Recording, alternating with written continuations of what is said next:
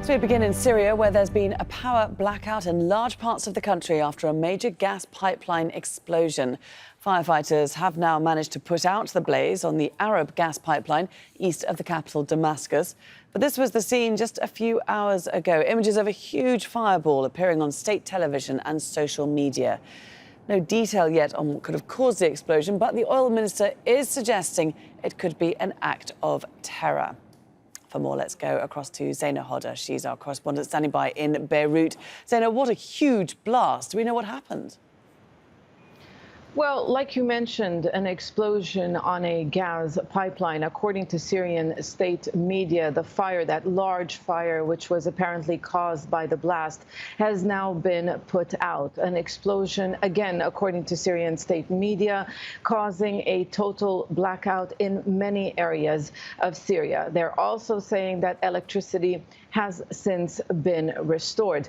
You mentioned the Syrian Minister of Oil suggesting that this was a terrorist attack. In the initial hours following that explosion, they suggested it could have been a terrorist attack. Now he's saying, after assessing the situation, it was a terrorist attack. But he's not providing any more details. He's not pointing the finger at blame on any particular group. There has been no claim of responsibility. This gas pipeline, just northeast of the Syrian capital, Damascus, is in an area under the control of the Syrian government. In fact, the area around El Dumair and Adra is under the control of the government. It's been that way for 2 years now. They've managed to push the different rebel groups away from the seat of power. For example, if you look at the map in the southern province of Dara, where there's a low-level insurgency, that's approximately 150 kilometers south from where this explosion happened. So it's very difficult to see how anyone from this region could have made their way to Adra and Dumair.